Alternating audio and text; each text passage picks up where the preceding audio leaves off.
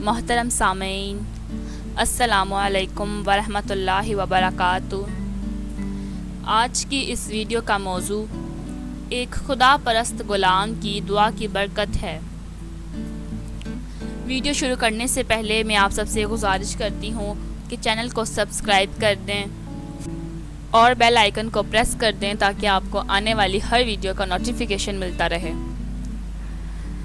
حضرت عبداللہ بن مبارک رحمۃ اللہ علیہ فرماتے ہیں کہ ایک مرتبہ مکہ معظمہ میں شدید قحط پڑا۔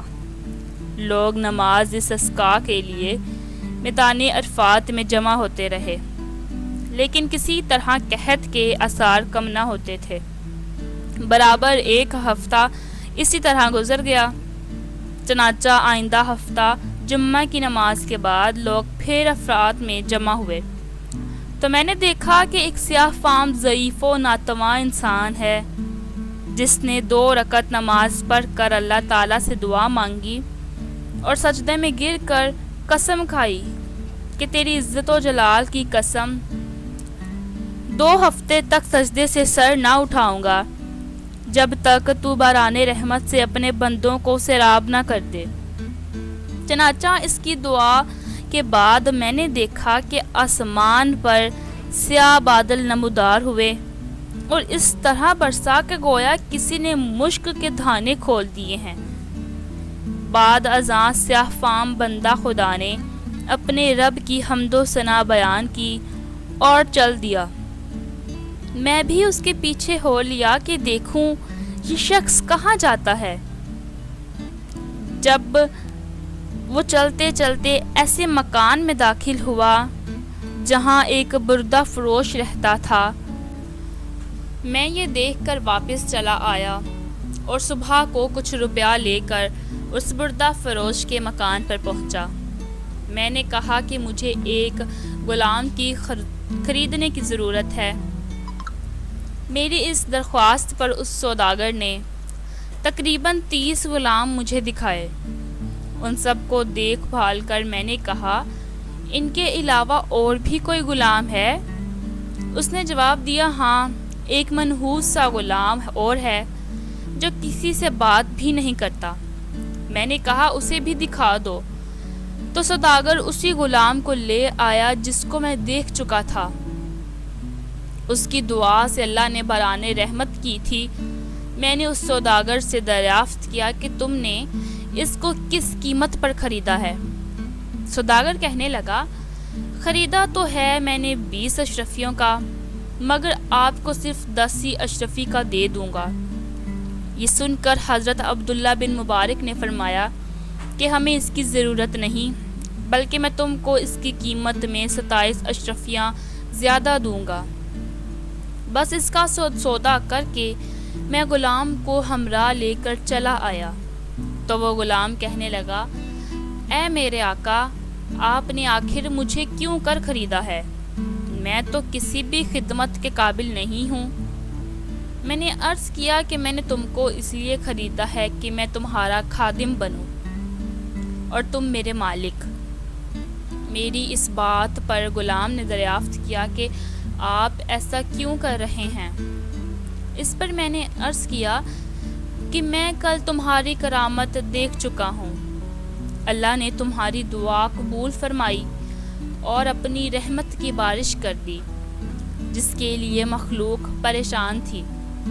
اس نے دریافت کیا کہ کیا واقعی آپ نے ایسا دیکھا ہے؟ میں نے کہا، ہاں۔ اس کے بعد اس نے دریافت کیا، کیا آپ مجھے آزاد کرتے ہیں؟ میں نے کہا، تو اللہ کے واسطے آزاد ہے۔ اس کے بعد میں نے سناہا طف غیبی سے آواز آئی کہ ابن مبارک، تجھے بشارت ہو، اللہ تعالیٰ نے تیری مغفرت فرما دی۔